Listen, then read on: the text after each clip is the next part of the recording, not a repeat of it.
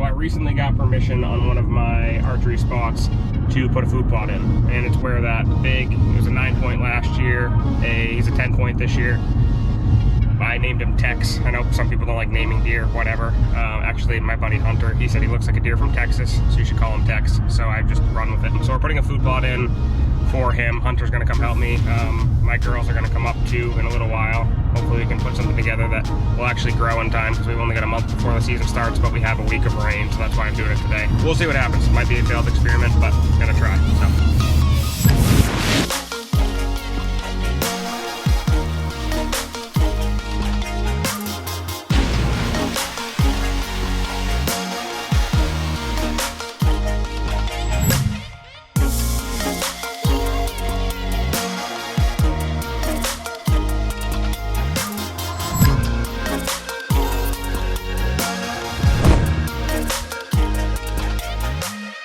We're checking out this spot where Tex is, and we were kind of having a discussion about where to put the food plot in.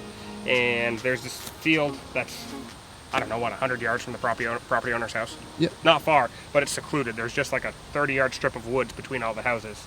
So there's a ton of cover back here, and I caught a lot of daylight pictures. Actually coming through this gap behind me right here. There's a gap to another field that the neighbor owns. And there's apple trees all through here. And so they've been pretty consistent in daylight. And so we've been debating on, should we put a food plot in the woods 100 yards closer to their bedding, because they bed probably 250 yards off. At least the buck I'm trying to kill beds probably 250 yards roughly back in there. So we decided that we're going to put one out here. There's an apple tree right there, so we're going to put the food plot right out here, and then there's a pine tree up here that we'll show you. And it's like, I don't know, 25-yard shot to the middle of it. Great cover, super easy access off the back of the lawn. I mean, if they're bedded 15 yards in here, I think I can get in that tree without bumping them. So that's what we're gonna do. Hopefully it'll grow in time, hopefully it'll work, I don't know. We'll see, it's kind of an experiment, I haven't done it. Hunter did a food plot this year, and he's got definitely more knowledge than I do on it, so we'll see what happens, I don't know. What do you think? I think let's send it, buddy. Let's do it. Are you ready? You excited?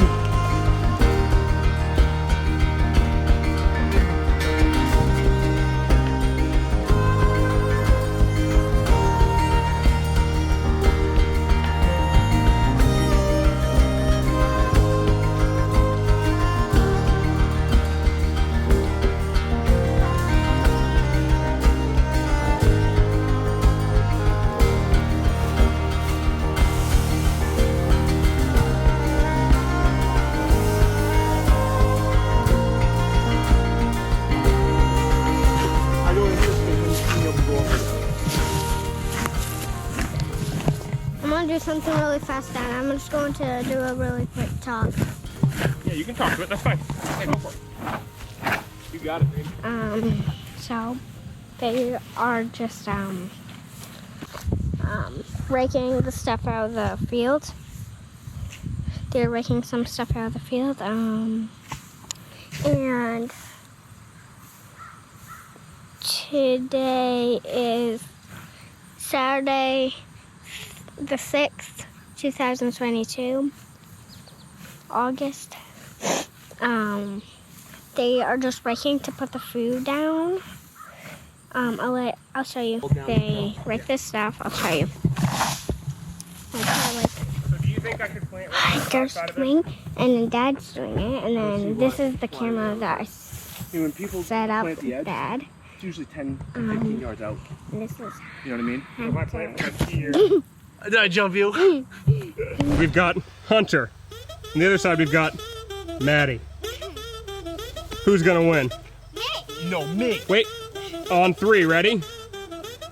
1, 2, 3. Oh.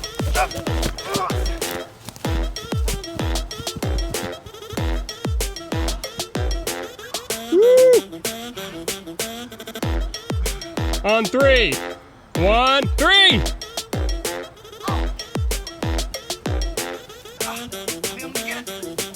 Faster, Maddie, faster!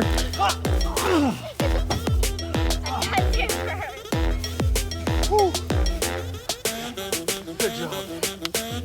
So I'm gonna go on Onyx and walk the perimeter of the area so we know how much lime to spread and all that. So I'm gonna hit my tracker mode and walk around the outside. This is a pretty small plot too, so if this was like 3 acres, I probably wouldn't do it this way. But it's a small area and it's just part of a field, so I don't know exactly looking at the map. So I'm just gonna walk the perimeter on tracker mode, and then I'm gonna map the area shape so I can see like how many acres it is. So I'll do that real quick.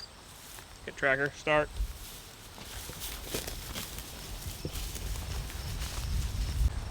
So this little food plot here is going to be 2,250 square feet.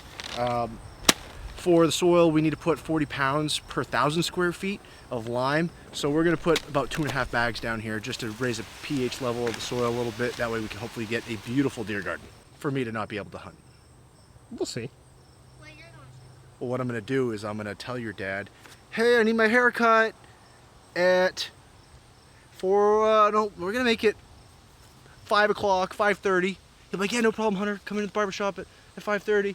And then I'm not going to show up and I'll be sitting in this tree stand.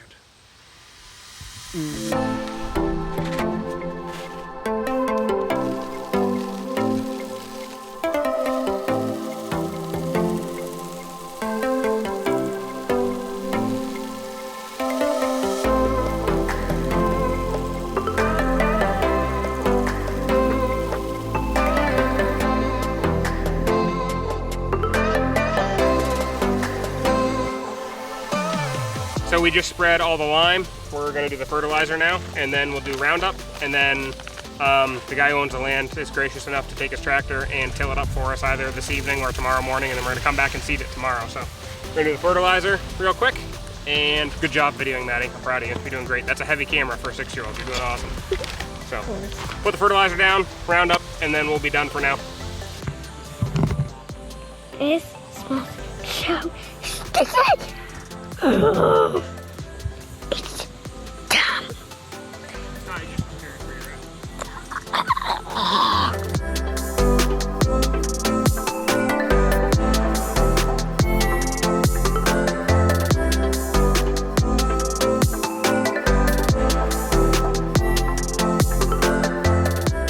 Out here in the Maine woods, and I found a wild Maddie.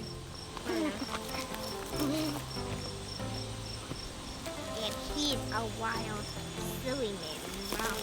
I am not a wild, silly man. They are putting some stuff out to put on the moselizer. Moselizer? Yeah, I'm not so sure what it's called. They're just spreading it out. It will hurt your, irritate your skin. Well, I think so. I don't know, but, we are going to go get some trail cameras. So we're doing this first, and then we're going to get into the woods, and my dad's going to get the trail cameras. So stay tuned.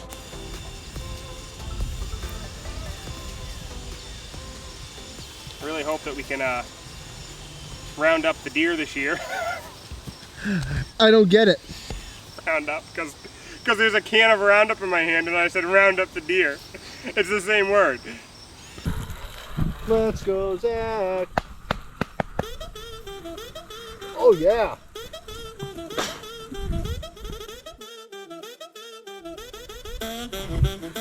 I hate dances like that.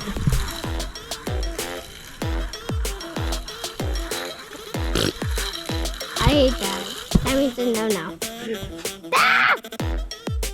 Way to go, Maddie, with the footage, because I stopped shooting when you were doing that.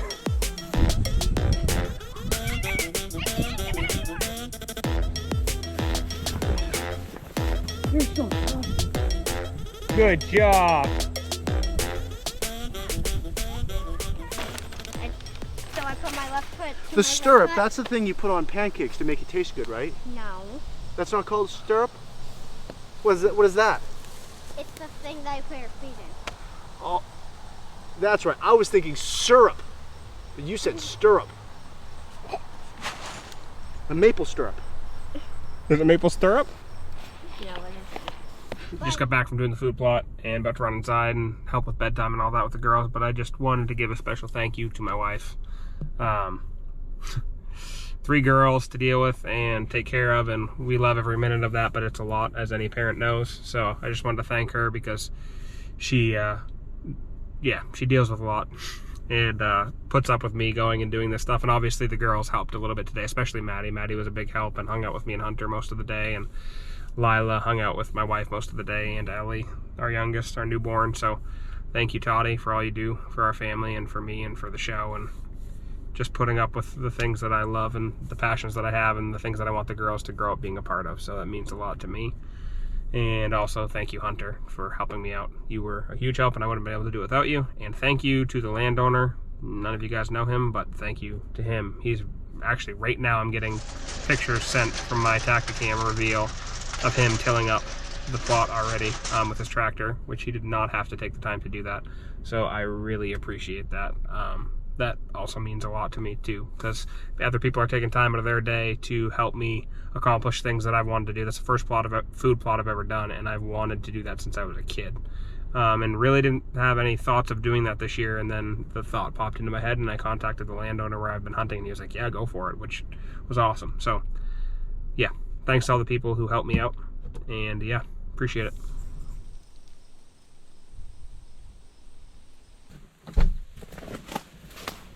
So, I just got back to the food plot. I am about to seed. I've got Northwoods Whitetail. Hunter actually gave me this stuff to use, so I'm not going to need to use all this, but I've got clover blend and brassicas, and then I've got oats in here. I'm going to mix the clover and the oats together on part of the plot, and then brassicas separate. So brassicas will be good after the frost, and then clover and oats will be good before the frost, basically, is the plan. So I'm gonna get to seeding. I'm just checking my SD cards. Text did show up last night after it was rototilled, so I'm just gonna grab the videos for that and check the other card that was with it, and then get to seeding. So just gonna look real quick.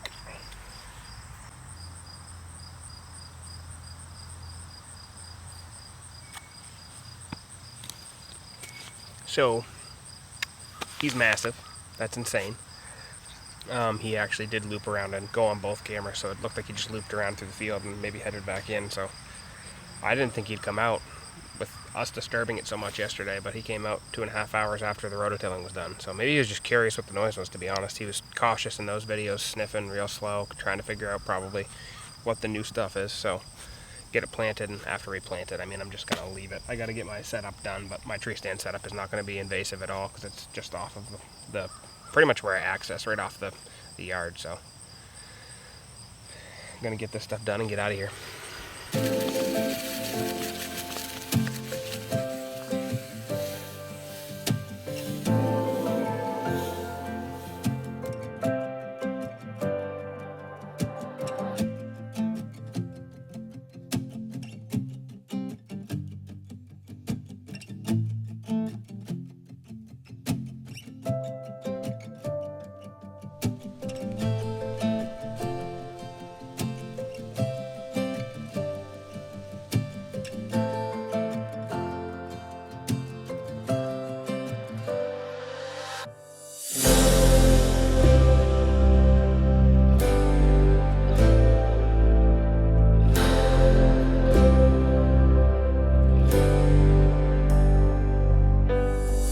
I just want to show you guys real quick where he showed up and where my food plot is, where my tree stand is going to be in my access. And I'll probably pop up an Onyx map too, just to show you guys. So this is the food plot here. My tree that I'm going to sit in is going to be right up there in that opening. Right up top there. Right up there. So he showed up through that gap there. Walked right through here. I have videos I'll show you, and those are my trail cameras. So I think that setup's going to be good because there's a trail back here that comes in that I can access. I'm only going to be 100 yards from where I park. They bed all the way back in there. So any winds that I have, pretty much in a over 200 degree area, blowing this way, that way, that way, that way, that way, I can hunt because they're going to filter in this way and I'm going to access this way. So seems pretty bulletproof. We'll see. really all you can do is make a plan and hope that it works. So trying to be as smart as I can. Access is super important when you're hunting a big deer. If you're bumping them all the time, you're not going to kill them. So even if you do everything right, the odds of killing a deer that big are pretty small. So we'll see what happens, but trying to do the work to make it happen.